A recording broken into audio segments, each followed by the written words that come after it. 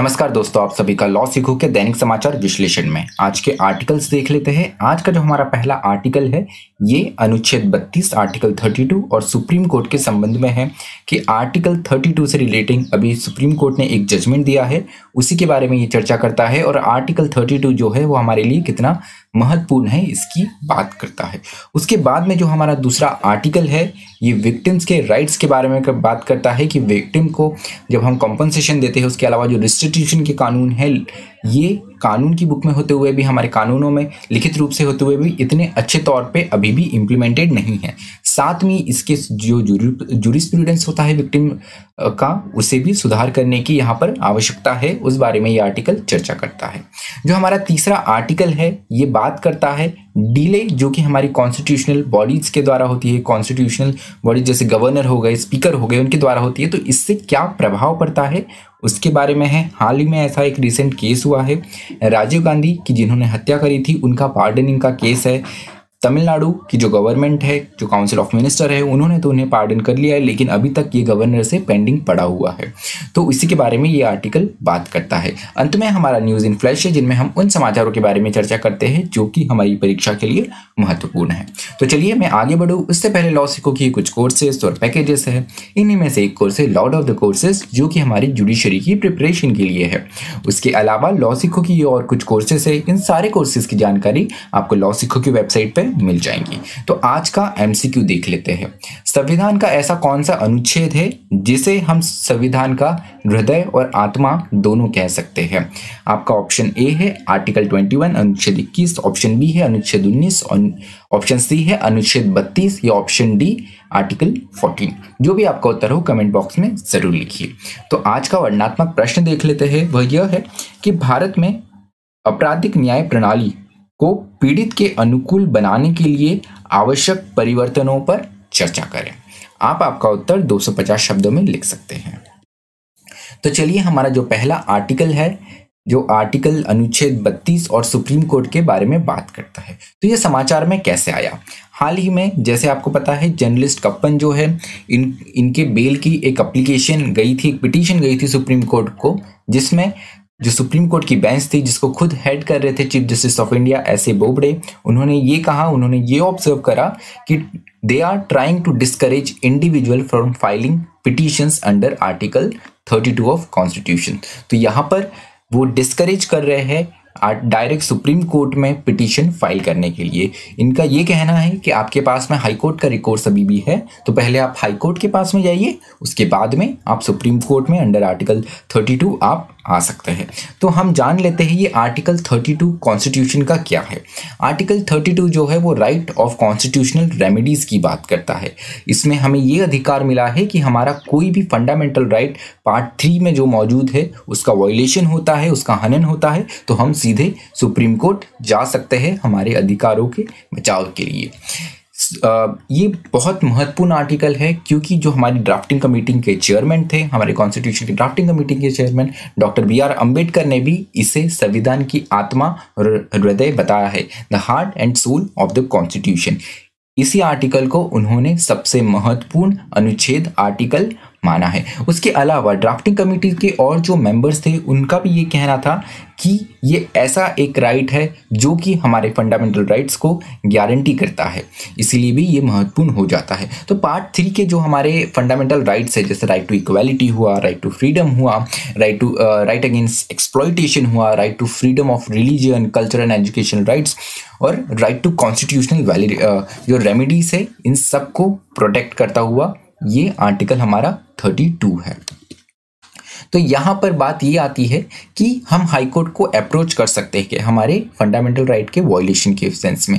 तो इसका उत्तर है हाँ, हम हाई कोर्ट को और सुप्रीम कोर्ट को दोनों को अप्रोच कर सकते हैं ऐसी स्थिति में जब हमारे राइट्स का वायलेशन होता है, हमारे फंडामेंटल राइट्स का वायलेशन होता है। जो हमारा आर्टिकल 226 है उसके अंदर हम हाई कोर्ट को मूव कर सकते हैं और आर्टिकल 32 के अंदर हम सुप्रीम कोर्ट को मूव कर सकते हैं। अब यहाँ पर महत्वपूर्ण चीज़ ये है कि आर्टिकल 32 जो है वो हमारा फंडामेंटल राइट है, लेकिन जो आर्टिकल 226 है जिसके अंदर हम हाई कोर्ट में मूव करते हैं वो हमारा एक कॉन्स्टिट्यूशनल राइट है, वो फंडामेंटल राइट नहीं है। तो हम हाई कोर्ट मूव कर सकते हैं और यहाँ पर 5 रीट है जिसके अंदर हम हमारा एप्लीकेशन लगा सकते हैं, हमारा पिटीशन लगा सकते हैं। जो रीट है वो है हैबेस कॉर्पस, मैंडेमस, सिरोशरी, प्रोहिबिशन और क्वो वारंटो। उसके अलावा बात ये आती है कि इस प्रेजेंट केस में क्या ऑब्जर्व किया सुप्रीम कोर्ट ऑफ इंडिया ने। तो यहाँ पर the court asked the petitioner could not go to the why could not go to the high court। तो यहाँ पर उन्होंने सवाल पूछा है, पिटिशनर से सवाल ये पूछा गया है कि आप सीधे सुप्रीम कोर्ट कैसे आ गए, आप हाई कोर्ट क्यों नहीं गए। तो इसीलिए उन्होंने अभी डायरेक्ट किया है कि आप पहले हाई कोर्ट को अप्रोच करिए और फिर उसके बाद में सुप्रीम कोर्ट में आइए। तो यहाँ पर जैसे हाथरस का मामला था, तो यहाँ पर जो पहला कोर्ट है जहाँ वो रहेगा हाई कोर्ट ऑफ इलाहाबाद। उसके बाद में महत्वपूर्ण ये हो जाता है कि इससे पहले भी कुछ ऐसे ऑब्जर्वेशन किए गए हैं क्या। तो Romesh Thapar versus state of Madras 1950 का ये केस हुआ था। उसमें ये कहा था सुप्रीम कोर्ट ने, supreme court observe that article 32 provides a guaranteed remedy.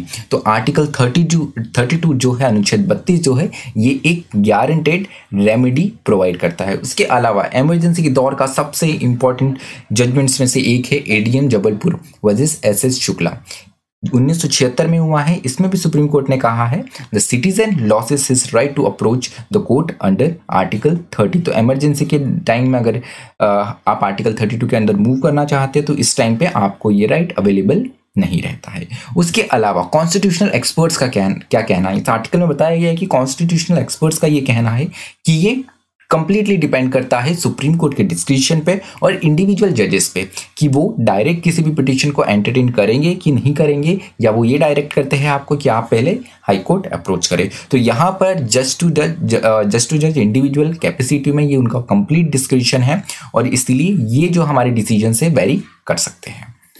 तो चलिए जो हमारा दूसरा आर्टिकल है, काफी इंपॉर्टेंट आर्टिकल, ये accountability of system for victims. तो विक्टिम्स के लिए जो सिस्टम बनाया गया है उसकी बात की गई है। तो जब भी हम हमारे क्रिमिनल जस्टिस सिस्टम की बात करते हैं, हम हमारे आपराधिक न्यायिक प्रणाली की बात करते हैं, तो इसमें जो दो मुख्य रहते हैं वो हमारा स्टेट और दूसरा एक्यूज्ड। तो यहाँ पर एक्यूज्ड और जो हमारा स्टेट है उनकी फंक्शनरी से सिर्फ इन्हीं का रोल दिखता है। विक्टिम की अगर हम पीड़ित की बात करें तो इसे सिर्फ एक विटनेस के रूप में ही देखा जाता है और एक समय के बाद में इन्हें साइडलाइन कर दिया जाता है और ये खुद ही अपने रिसोर्सेस पे ही रह जाते हैं। इन्हें सरकार की तरफ से, स्टेट की तरफ से कोई भी सहायता नहीं मिलती है। तो उसी की बात करता हुआ ये आर्टिकल है। तो विक्टिम्स राइट्स एंड नीड्स, तो विक्टिम्स की क्या राइट्स हो सकती है, क्या नीड्स हो सकती है, उसके बारे में ये बात करता है। तो justice demand that every possible measure of correction and rehabilitation of offender equal concern must be shown for victim। तो जिस प्रकार से आप विक्टिम ऑफेंडर के करेक्शन और रिहेबिलिटेशन की बात करते हैं उसी प्रकार आपको ज़रूरत है कि आप विक्टिम पीड़ित के लिए भी बात करेंगे, कैसे उसका रिहेबिलिटेशन हो सकता है, कैसे उसका प्रोटेक्शन हो सकता है। So the same thing can be achieve through a legislative recognisation of the following. तो कुछ रिकॉग्नाइजेशन है, उनके द्वारा कुछ स्टेप्स उठाए जा सकते हैं जिनके द्वारा विक्टिम के लिए, पीड़ित के लिए भी हम रिहेबिलिटेशन या उनके प्रोटेक्शन के जो कदम हैं वो पा सकते हैं, हमारे सिस्टम को विक्टिम्स के लिए और भी अकाउंटेबल बना सकते हैं। तो जो सबसे पहला है वो है कंसेप्शुलाइजेशन ऑफ एक्सेस टू जस्टिस, कि न्याय की जो पहुंच है वो विक्टिम तक होनी चाहिए। तो हम एक्सेस टू जस्टिस की जब भी बात करते हैं तो हम इसको आर्टिकल 39A के फॉर्म में देख लेते हैं, जो कि हमारा डायरेक्टिव प्रिंसिपल है। लेकिन राइटर यहाँ बताते हैं कि हमें इसे आर्टिकल 14 और 21 के रूप में देखना जरूरी है। आर्टिकल 14 जो कि हमारे राइट टू इक्वालिटी की बात करता है और आर्टिकल 21 जो कि हमारे राइट टू लाइफ की बात करता है, राइट टू डिग्निफाइड लाइफ की बात करता है। तो यहाँ पर आप रिहेबिलिटेशन की बात करते हैं ऑफेंडर्स की, लेकिन विक्टिम की ओर ध्यान नहीं दिया जाता।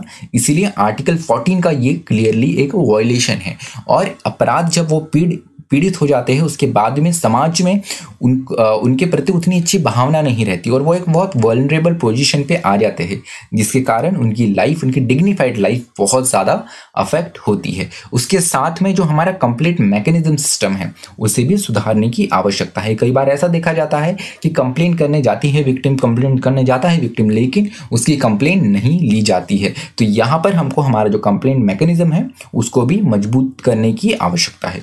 उसके अलावा creation of victim friendly procedure that are aimed, तो ऐसे हमको प्रोसीजर बनाने की ज़रूरत हो जो कि विक्टिम फ्रेंडली है, क्योंकि अभी ये देखते हैं जैसे कोई अगर सेक्सुअल असॉल्ट हुआ है किसका या किसी के साथ में रेप का ऑफेंस हुआ है और वो पुलिस के पास में जाती है तो उससे उल्टे क्रॉस क्वेश्चन किए जाते हैं। यहाँ पर जिस स्थिति में उसको एक सहयोग की आवश्यकता होती है वहाँ पर एक ऐसा सिस्टम बना हुआ है जो बिल्कुल भी विक्टिम फ्रेंडली नहीं है। तो आपको एक ऐसा सिस्टम और प्रोसीजर बनाने की ज़रूरत है जो कि विक्टिम फ्रेंडली हो। उसके अलावा जो दूसरा बिंदु है वो ये है कि recognise the need for effective victim participation. तो विक्टिम का पार्टिसिपेशन बढ़ाने की बात की गई है। So need to recognise the right of victim to be heard at all appropriate stage of trial, currently limited participation. तो अभी ये देखा जाता है कि विक्टिम का जो पार्टिसिपेशन है ये काफ़ी लिमिटेड है, एक विटनेस के रूप में ही हम इसे देखते हैं। लेकिन जहाँ से हमारा केस इंस्टीट्यूट हो रहा है आखिर तक जब तक सज़ा हो रही है उसको, उस पूरे सिस्टम में विक्टिम का पार्टिसिपेशन बहुत ज़्यादा ज़रूरी है और उन्हें समय समय पे इसका इंफॉर्मेशन देना चाहिए। वही बात करता है हमारा तीसरा स्टेप जो कि राइट टू इंफॉर्मेशन के बारे में है। तो victim must be entitled to information regarding किस किस चीज़ की उनकी इंफॉर्मेशन होनी चाहिए, ये बात करता है। सबसे पहले their role in criminal justice process, जो हमारी आपराधिक न्याय प्रणाली है उनमें उनका क्या रोल होगा इसके बारे में उनको जानकारी होनी चाहिए। उसके अलावा what they can expect from criminal justice system, तो वो क्या पा सकते हैं इस न्यायिक प्रणाली, इस आपराधिक न्यायिक प्रणाली से, ये उन्हें पता होना चाहिए। कौन कौन से स्टेटस क्या है ट्रायल का और कौन कौन से स्टेजेस होते हैं इनके बारे में भी उनको जानकारी होनी चाहिए। उसके अलावा their other rights and entitlement as a victim of crime, तो कौन कौन से उनके पास में राइट्स और इंटाइटलमेंट है इसकी भी जानकारी विक्टिम को होनी चाहिए। उसके अलावा the right to information in turn enable their access to other rights, तो राइट टू इंफॉर्मेशन अगर हम इनको देते हैं तो इससे जो दूसरे अधिकार है उन तक भी उसकी पहुंच जा सकती है। उसके अलावा राइट टू प्रोटेक्शन की अगर हम बात करें कि राइट टू प्रोटेक्शन एक चौथा स्टेप है जो हम विक्टिम्स के लिए ले सकते हैं। तो victim must keep abreast of all development in the trial process which में पोटेंशियली कॉम्प्रोमाइज देयर सिक्योरिटी, तो यहाँ पे ऐसी हर स्टेप के बारे में उनको पता होना चाहिए जिससे उनकी सुरक्षा प्रभावित हो। उसके साथ ही intimation of hearing and changing nature of accused custody including his release on bail and parole. तो सेक्शन 15A SC और ST एक्ट में ये एक प्रावधान मौजूद है। उसी प्रकार से दूसरे जो कानून है हमारा IPC है या दूसरे जो ऑफेंसेस है यहाँ पे भी हमको एक ऐसा मेजर लाने की आवश्यकता है कि जिससे ये विक्टिम को पता चले कि हियरिंग कौन से स्टेज पर है, उसका नेचर क्या है, ठीक है। उसके साथ में एक्यूज जो है उसकी कस्टडी की अभी क्या स्थिति है, उसे रिलीज कर दिया गया है बेल पे या पैरोल पे, इन सब की जानकारी विक्टिम को होनी चाहिए। उसके अलावा witness protection such as relocation and change in identity, तो हमारे विटनेस प्रोटेक्शन स्कीम में इसकी बात की गई है लेकिन जमीनी रूप पे ये इतना प्रभावित नहीं दिख रहा है, तो इसके बारे में भी हमको कार्य करने की यहाँ पर आवश्यकता है। उसके अलावा द कंसेप्ट ऑफ असिस्टेंट, तो अगला जो बिंदु है वो है कंसेप्ट ऑफ असिस्टेंस। तो UN डिक्लेरेशन जो 1985 में हुई थी of basic principle of justice for victims of crime and abuse of power need to be recognise, तो इस डिक्लेरेशन को जो 1985 की UN डिक्लेरेशन हुआ है इसे रिकॉग्नाइज करने की आवश्यकता है जो कि विक्टिम्स के राइट्स के बारे में बात करता है। उसके अलावा not merely for victims of rape and acid attack but for all victims of crime in general. तो यहाँ पर एक महत्वपूर्ण चीज़ राइटर ने बताई है कि आप सिर्फ सेक्सुअल ऑफेंसेस या रेप की विक्टिम या एसिड अटैक की विक्टिम्स की बात नहीं कीजिए, यहाँ पर आपको ज़रूरत है कि आप सारे जो जनरल क्राइम्स है उन्हें भी अपने पर्व्यू में लीजिए, क्योंकि अभी जो हमारे पास में विक्टिम वेलफेयर स्कीम है ये केवल रेप और एसिड अटैक्स के विक्टिम के लिए है, लेकिन ज़रूरत है कि इसके अलावा भी हम दूसरे लोगों को इसमें शामिल करिए। क्योंकि एक तरीके से हम देख सकते हैं जैसे अगर किसी घर का कोई मुखिया है उसका मर्डर हो जाता है तो उसकी जो फैमिली है वो तो काफ़ी वल्नरेबल हो जाती है ना, उनका क्या होगा। तो ऐसे केसेस में भी हमको ज़रूरत है कि हम विक्टिम के लिए विक्टिम्स जो है उस क्राइम की उनके लिए भी एक स्कीम लेकर आए। उसके साथ में हम उनको हर असिस्टेंस प्रोवाइड करें, रेदर वो फिर मेडिकल असिस्टेंस हो या साइकोलॉजिकल असिस्टेंस हो या फाइनेंशियल असिस्टेंस हो या किसी भी प्रकार का असिस्टेंस हो, हमको ये उन्हें प्रोवाइड करने की आवश्यकता है। And creation of one stop centre and engagement with NGO. तो यहाँ पर हमारा इंफ्रास्ट्रक्चर जो है उसे मजबूत करने की जरूरत है। एक वन स्टॉप सेंटर बनाए जहाँ पे सारे विक्टिम अप्रोच करके आसानी से सहायता और असिस्टेंस प्राप्त कर सके। उसके साथ में जो एनजीओ है उनके भी एंगेजमेंट बढ़ाने की आवश्यकता है। उसके साथ में जो छठा पॉइंट है वो बात करता है कॉम्पनसेशन एंड रिस्टिट्यूशन की बात में। तो यहाँ पर कॉम्पनसेशन जो हमारा सिस्टम है, विक्टिम कॉम्पनसेशन जो स्कीम है उसको वापस पुनर्जीवित करने की आवश्यकता है। 2013 में जब हमारा पूरा क्रिमिनल अमेंडमेंट होता है, क्रिमिनल जितने भी ऑफेंसेस है हमारे सेक्सुअल ऑफेंसेस से रिलेटेड, जो पूरा क्रिमिनल अमेंडमेंट 2013 का हुआ है उसमें विक्टिम कंपनसेशन स्कीम की बात की गई है। उसमें सेक्शन 357A सीआरपीसी की बात की गई है।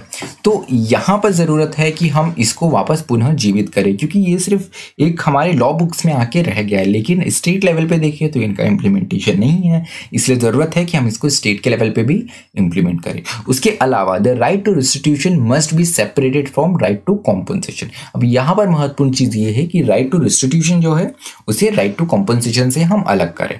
अब इनके बारे में हम अंतर कैसे पता लगा सकते हैं? So restitution can be differentiated from compensation in that first right to enforceable against the accused, while the second is right to enforceable against state। तो यहाँ पर जो हमारा पहली हमने बात करी वो अगेंस्ट एक्यूज्ड मिलता है, और जो हमारा सेकेंड जिसकी हमने बात करी है वो अगेंस्ट स्टेट मिलता है। तो यहाँ पे जो डगलस ई बेलॉफ है, उन्होंने कहा है, ये एक विक्टिमोलॉजिस्ट है, इन्होंने कहा है other than crime control and due process there is a need to introduce a third value, that is victim participation.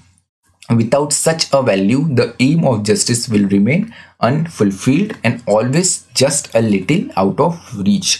तो जब तक हम हमारे तीसरे इस वैल्यू पे, इस बिंदु पे बात नहीं करते विक्टिम पार्टिसिपेशन की, तब तक हमारा जो एम है जस्टिस का अचीव करने का वो अनफुलफिल्ड ही रहेगा। तो चलिए, हमारा जो तीसरा आर्टिकल है ये बात करता है कि कॉन्स्टिट्यूशनल अथॉरिटीज जब डिले करती है तो उसका क्या प्रभाव पड़ सकता है। तो ये न्यूज़ में कैसे आया? तो तमिलनाडु के जो गवर्नर है बनवारी लाल पुरोहित, इन्होंने एक जो एप्लीकेशन है पार्डन का इनके पास में, ये अभी भी काफ़ी टाइम से पेंडिंग है। तो ये AG पैरा रिवेलन के द्वारा फाइल किया गया था, जो कि उन 7 कन्विक्टेड लोगों में से है जो कि राजीव गांधी के असैसिनेशन केस में जिनको सजा हुई है। तो यहाँ पर मैटर क्या है वो जान लेते हैं। तो 2018 सितंबर में supreme court had observe while hearing a connected writ petition that governor should take a decision. तो सुप्रीम कोर्ट ने खुद ऑब्जर्व किया था कि गवर्नर को इस मामले में कुछ ना कुछ एक स्टेप लेने की जरूरत है। तो यहाँ पे council of minister already passed a resolution in favour of releasing all 7 prisoners. तो जो काउंसिल ऑफ मिनिस्टर्स है, जो कैबिनेट है, उन्होंने ऑलरेडी कह दिया है कि हाँ आप इनको रिलीज कर दीजिए। लेकिन जैसे आपको पता है कि हमारे जो एग्जीक्यूटिव है उनके बाद में ये जाता है हेड ऑफ स्टेट को, फिर वो प्रेसिडेंट हो या गवर्नर हो। तो यहाँ पे गवर्नर का एक इनएक्शन दिखा है, जो कि एक कॉन्स्टिट्यूशनल फॉल्ट लाइन शो करता है executive arm of the government के बीच में, क्योंकि यहाँ पे आपने हेड बना के रखा है गवर्नर को। सारे जो आपके निर्णय लेते हैं वो रहते हैं काउंसिल ऑफ मिनिस्टर्स। तो गवर्नर के पास में ये मामला के अटक गया है। तो इसके बारे में एपेक्स कोर्ट जो है हमारा सुप्रीम कोर्ट, उन्होंने भी कुछ रूलिंग दी हुई है। तो मरूराम वर्सेस यूनियन ऑफ इंडिया जो 1981 में केस हुआ था, इसमें उन्होंने कहा है कि under article 72 and 161 of the constitution can be exercised by central and state government, not by the president और governor on their own. Advice of government binds head of state. तो यहाँ पर जो आपका काउंसिल ऑफ मिनिस्टर डिसीजन ले रहा है उससे आपका जो हेड ऑफ द स्टेट है, वेदर ही इज गवर्नर और प्रेसिडेंट, वो उनसे बाइंड है। तो यहाँ पे inordinate delay by constitutional authorities के और कुछ उदाहरण भी है। जैसे जो पहला उदाहरण है वो है Shatrughan Chauhan versus Union of India का। तो यहाँ पर presumption of dehumanising effect of such delay in taking decision on mercy. तो सेम ऐसे ही केस आया था सुप्रीम कोर्ट के बारे में, तो उसमें भी उन्होंने कहा है कि ये काफ़ी ज़्यादा एक इनह्यूमनिटी की टास्क है कि आप डिले करते जा रहे हो, ये एक अमानवता से कम नहीं है। उसके अलावा Kesham Meghchandra Singh versus honourable speaker का भी केस है। तो ये जो केस है, इन केसेस में बात की गई है कि कैसे गवर्नर के अलावा स्पीकर्स के भी द्वारा काफ़ी बार डिले देखने को मिलता है। तो यहाँ पर डिस्क्वालिफिकेशन का मामला था, जो एमएलएस होते हैं, जो मेंबर ऑफ लेजिस्लेटिव असेंबली होते हैं, उनके डिस्क्वालिफिकेशन का मामला था। तो यहाँ पर स्पीकर का जो इनएक्शन हो उसको कंडेम करा है सुप्रीम कोर्ट ऑफ इंडिया ने। उसके अलावा राजेंद्र सिंह राणा वर्सेस स्वामी प्रसाद मौर्य का जो केस है, उसमें भी सुप्रीम कोर्ट ने कहा है कि failure on the part of speaker to decide the application seeking a disqualification cannot be said to be merely in realm of procedure and that it goes against the very constitutional scheme of adjudication contemplated by the 10th schedule। तो ये सिर्फ procedure की बात नहीं है, आपके पास में एक एडजुडिकेशन का राइट है, आपके पास में एक न्याय देने का यहाँ पर राइट है, किसी भी चीज़ को तय करने का। न्यायपालिका का आपका एक न्यायपालिका के दौर पे आपका एक रोल हो जाता है। तो ये सिर्फ प्रोसीजर का पार्ट नहीं जिसको आप डिले करते जा रहे हैं, यहाँ पर ये 10th शेड्यूल का आपका पार्ट है और आप एक एडजुडिकेशन प्रोसेस को स्लो कर रहे हैं। उसके अलावा कि ये इतना बड़ा कंसर्न क्यों बना हुआ है गवर्नर की तरफ से, क्योंकि ये 15th जो लेजिस्लेटिव असेंबली है वो डिसॉल्व होने वाली है 2021 के मई एंड में। उसके बाद में वहाँ पे फ्रेश इलेक्शंस होंगे। अब फ्रेश इलेक्शंस होते हैं तो उसके बाद में नया काउंसिल ऑफ मिनिस्टर आएगा, वही गवर्नमेंट रहती है तो ठीक है, पर अगर वही गवर्नमेंट भी आती है तो उसमें भी मिनिस्टर चेंज हो जाते हैं। अगर नई गवर्नमेंट आती है वहाँ पर तो हो सकता है अभी उन्होंने जो डिसीजन लिया है उसको वो वापस ले ले, तो वापस वही सारी प्रोसेस स्टार्ट होंगी। तो अभी जो निर्णय लिया गया है वो कम्प्लीटली मीनिंगलेस हो जाएगा। इसलिए ये बहुत ज़रूरी है कि गवर्नर जो भी अपना डिसीजन है वो जल्द से जल्द लें। तो यहाँ पे अगला हमारा जो न्यूज़ इन फ्लैश है वो मध्य प्रदेश से खबर है। तो मध्य प्रदेश में बात की जा रही है, मध्य प्रदेश गवर्नमेंट के द्वारा लव जिहाद से रिगार्डिंग एक लॉ लेकर आ रहे हैं। तो अभी तक किसी भी लॉ में, किसी भी प्रदेश के लॉ में या सेंट्रल के लॉ में लव जिहाद कहीं भी टर्म मौजूद नहीं है और ये कंसेप्ट भी अभी भी ऐसे किसी रिसर्चर के द्वारा प्रूव नहीं किया गया है। तो जो मध्य प्रदेश गवर्नमेंट के होम मिनिस्टर हैं नरोत्तम मिश्रा जी, उन्होंने बात की गई है कि हम एक ऐसा कानून लाएंगे जो कि लव जिहाद का जो एक पूरी गतिविधि उसको 5 साल का इम्प्रिजनमेंट होगा अगर आप ऐसी गतिविधि करते पाए जाते हैं। तो यहाँ पे the government would table the Madhya Pradesh freedom of religion bill 2020 in the next Vidhansabha session, adding there will be a provision of 5 year imprisonment. तो यहाँ पे Madhya Pradesh freedom of religion bill 2020 लाने वाले हैं जिसके अंतर्गत 5 साल का इम्प्रिजनमेंट का प्रावधान रखा गया है। उसके अलावा cases will be registered under non bailable section. तो नॉन बेलेबल ये एक ऑफेंस रहेगा। उसके अलावा अगर आप वॉलंटरी कन्वर्जन कर रहे हैं मैरिज के लिए तो उसके लिए ज़रूरी होगा कि आप 1 मंथ का एडवांस नोटिस दें कलेक्टर को। तो चलिए आज का जो हमारा विश्लेषण है वो यही समाप्त होता है। मुझे सुनने के लिए आप सभी का धन्यवाद। इसी तरह पढ़ते रहिए, मेहनत करते रहिए। Thank you.